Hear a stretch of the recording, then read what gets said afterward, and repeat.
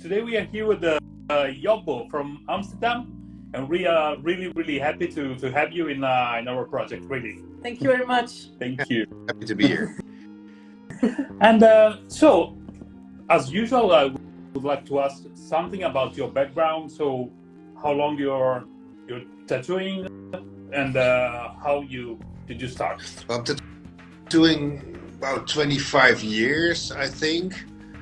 Ish. I don't really know the exact date. I started my apprenticeship and then I changed apprenticeship. Also because I used to work for some more illustrious people, and I tried to get away from there. I kind of figured I would never get away from them if I wouldn't go myself. So so I started about 25 years ago, and like I said, like I had like it's a long story. I had like I was studying. I was studying in Utrecht, and my girlfriend back then, her best friend was dating a tattooer, and I was new in town. I just moved there to study. I studied medieval Celtic languages. It sounds more interesting than it is, kind of. But so I studied that, and then I got in touch with this tattooer, and I started hanging out at his studio. And this is how I kind of rolled into it. I wanted to get into tattooing, and they made piercing first, because it was like back in those days, it was like, they wouldn't let you sit in a shop and not make money for those people, you know what I mean? Like, Sure. so I did for piercing first, and then I could just sit there all day, draw, and when the piercing come in, I would do piercing, and then the rest, you would draw and salt needles and all the stuff you used to do, Yeah. Of course, yes.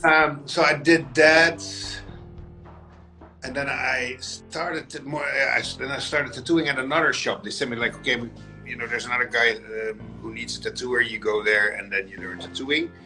So I learned tattooing there. Dickie DeWitt was his name, and then I kind of had to leave. There were some things happening. You know what I mean? I'm not really gangster, and then I kind of gangster stuff, bad criminal. So I kind of didn't want to do it, kind of thing. So then I basically left to one of my old youth friends. His sister married a tattooer, and of course they talked. He said, who's learning to tattoo. So he kind of offered me to finish my apprenticeship with him. So I did. Okay. So then I moved. I was back in my hometown, so I moved back to my hometown, and I finished my apprenticeship there. And afterwards, I'm really happy the guys who work there are still working there, and there's stories about them leaving, and that was not really possible, kind of, with threats and other shops will be burned down, kind of stories.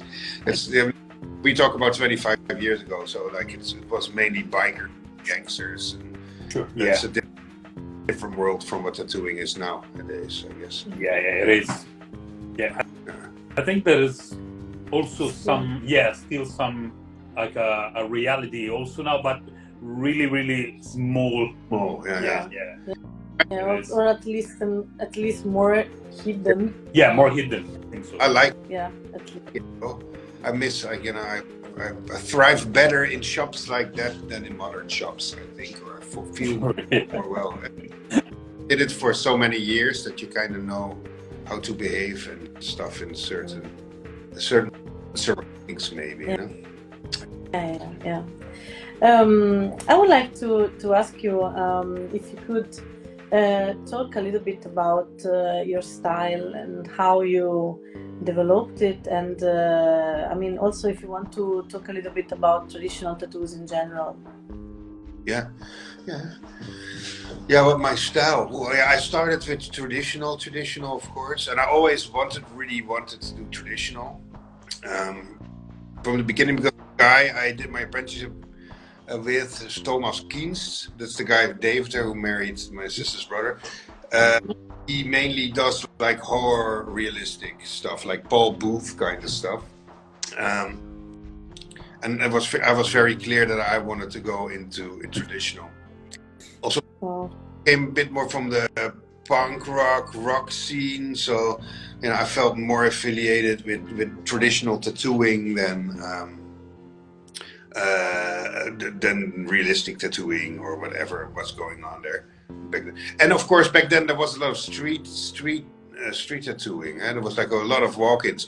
Like it wasn't like back then you didn't decide, oh, I'm gonna do old school or something. And that was, but you basically did whatever came through the door. And the thing where people just did their thing didn't really exist yet, unless you know you were like a big name, like a big name. Yeah. Very different from now, you know, because there was no Instagram. Yes. You know, so you had to be Philip Leu to do only your stuff, for example, or you know, yeah. So like you did traditional once or twice a week when it came through the door. So you tattooed one of your buddies or you know people from the scene you were hanging in. Yeah, but my preference was always that. And then later I'm very influenced by Chet Kooplinga and Greg Christian. For example, those were the first people that really introduced me to some kind of weirder traditional. Because at one point it also gets boring, you know what I mean? Like, I think Sailor Jerry is awesome, but you know what I mean? There's certain popular designs. So after a while, you did those a couple of times, and then you know you kind of want something new. Sure. And I also dislike to draw. You know, like if I design tattoos, I normally have a little story or a little joke in mind. So you know so it grows while I draw. I really like to do that. So I think I tattoo traditionally, but I kind of, you know, drift away from the thematics and I give it a weird, like a weird original twist to the traditional. Sure. And so I've never been in Amsterdam, and in Amsterdam is still a traditional tattoo city. Yeah, pretty much. It was an old harbor city, and there's like some old tattooers. Like Tattoo Peter is there. That's one of, I think it's the second oldest tattoo shop still existing. Yeah. And Tattoo Peter's flash is still on the wall there. His son Eddie took it up and he kind of made a museum out of it. Now they just renovated the whole thing. So that you know, and everybody like. Henk Schiefmacher also started there, and Bill Loika. So there's like a longer tradition of traditional tattooing. I would say Amsterdam is a very traditional tattooing city, more than a lot of cities I've been in. Yeah. Sure. Yeah. You were, I mean, talking about drawing in general, because you were also talking about. I mean, this difference, of course, because between making, a Sailor Jerry sketch and then maybe having, something different to do. And how is your relationship with the drawing nowadays, or how it changed, and painting as well? If you paint. Yeah, I paint a lot. Yeah. I really like to paint. I also, I think, I used to work in Hamburg with Chris Detmer the last 10 years.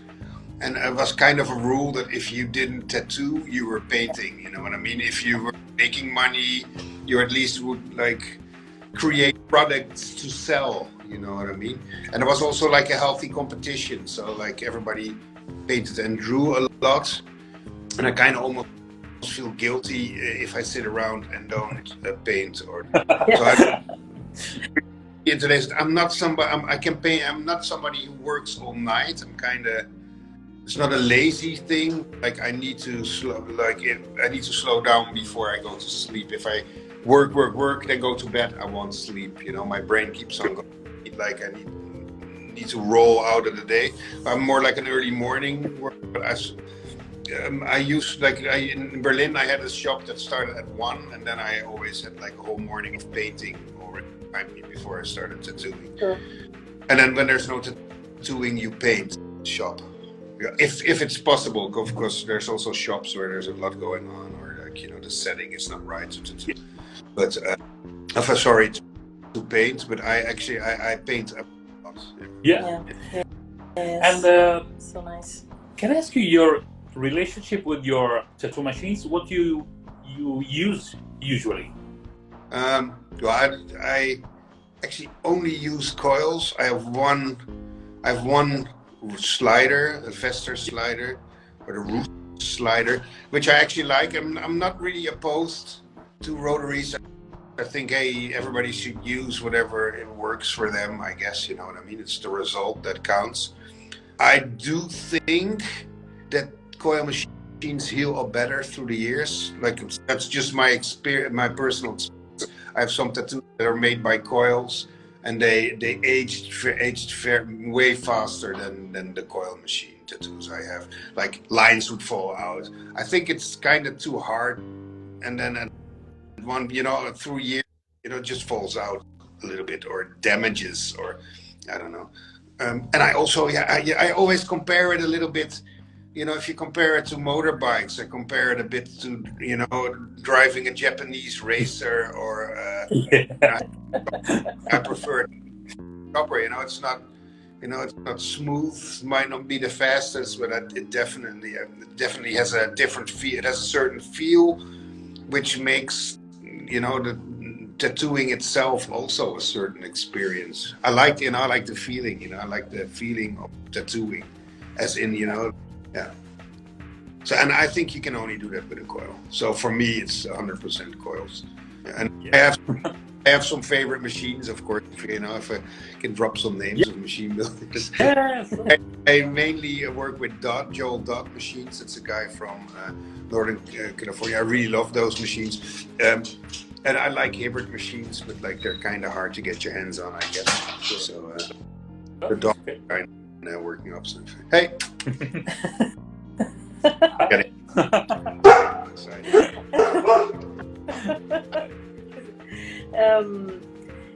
I mean, yeah. I mean, we always ask about this, the fact of the coil machine. And also, a few days ago, we were talking with Max from Buzu Buzu about this, and about the fact that also the experience maybe is also different between you know, being a very very experienced tattooer, that also make a huge difference, because there are a lot of trend nowadays to just having a rotary just even from the very beginning, because it's maybe more experienced tattooer can actually maybe I don't know, make it better even with the healing process and stuff like that with the rotary. But I mean, with the very very very beginning, having a rotary in the hand will create only mess.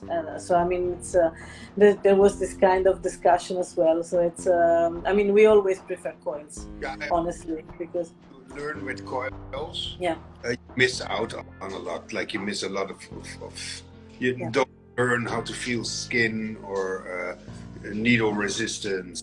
Or, you know what I mean? It's kind of a plug and play thing. I think it's cutting corners. You know, Yeah. Yeah. It's like Yeah. put in less effort to get a certain result very easy. But then again, I come back at where I think those tattoos don't age old. You know what I mean? Yeah. Also because everyone just put very, I mean, not everyone, but there's a trend to put basically the fresh tattoo. So we don't we don't have a lot of comparison of you know, with the healed ones in a proper way. Yeah. So, and also, since you said, so it's 25 years is a incredible experience. It's It's amazing. And I would like to ask you how you have seen like changes in this kind of job. So in tattooing. Yeah, it changes the world of difference. Like I said, like even the environment is completely different. You know, like,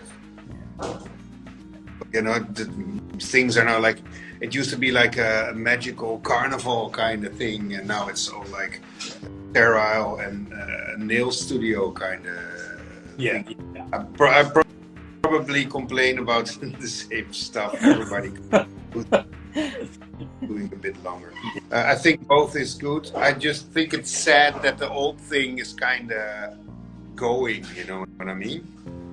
Sure. Like the magic. right? Yeah. Yes.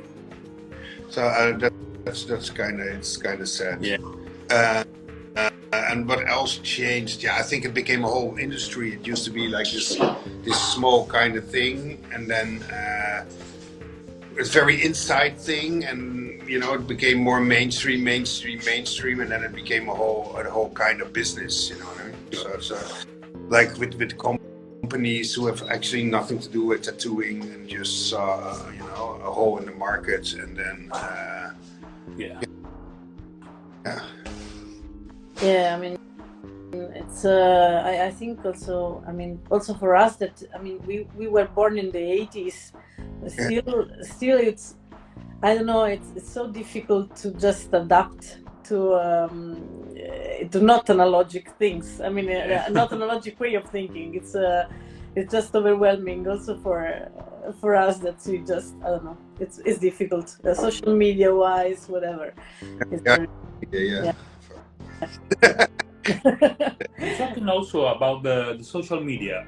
So Yeah. I know that for us it's so nowadays it's something that we need in some way. Yeah. But what do you think about it? Yeah, I just think it's a tool. It gets you sucked in a lot of times, but like, yeah. I really dislike it. But this is necessary evil we all have to do. On the other hand, it's also free commercial. You know what I mean? So like, I use it. Yeah. I do it. Yes, of course. Can I ask you a little bit more philosophical maybe question? It's just about I mean, what is tattooing for you in this moment of your life, or in general? I mean, in your life in general. Yes. Yeah. Oh, what is that? Sorry. Yeah, this one. Tattooing, like, I mean, half of my life I've been tattooing, and it gave me everything. You know what I mean? I think it's a way of life more than, it dominates everything in my life. You know? So I don't know. I don't know. What is it to me? I know it's basically everything, of course, or like almost everything. Of course, yeah, you know, you have like family at home and stuff, but you know, yeah, it's more than just a job. To me, it's just a way of life, a way of thinking. I'm always working, you know what I mean? There's not a moment I'm not a tattooer. Yeah, right. For making tattoo, it's just like you're always busy with design. My whole social network is tattooing, you know what I mean? Like, of course, I have friends outside of tattooing, but it's hard to have friends outside of tattooing. Yes. Yeah, right. No, that's true. Yes. And also, do you have some plans for the future, like tattoo related for sure? So, like conventions, or if you are doing something else outside your shop? Yeah, I normally do conventions. I'm gonna do a convention of Clemens Haan. I think he also was with you. He does a convention in Mannheim. Yeah. I'm gonna do that. There's the True Blue of Bob Beus is doing a convention. I'm doing that one. I might do Sacramento. I'm not really sure yet because we just moved, so we kind of have to get our feet to the bottom, and I don't know if I want to leave for a month and to go back and forth. And of course, there's also a financial part. You know, like moving countries is not a cheap thing. So I kind of need to save up money as well. But and I would probably do Aachen. Hopefully Bristol. I've talked with Phil, and I might do it. But let's see. Let's see.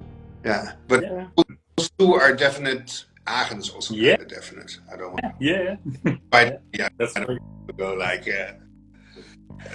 assume I'm there, but like I've been always there. So, Yes. Well, I mean, I really would like to thank you again for your presence. It was really lovely to have you in, and I would like to ask you if you could remain with us on Zoom so we can say bye in private. And thank you so much. Thanks a lot, Yobbo. And thanks for everyone who is attending this. Thank you very much. Thank you. Thank you. See you. Bye. Bye bye.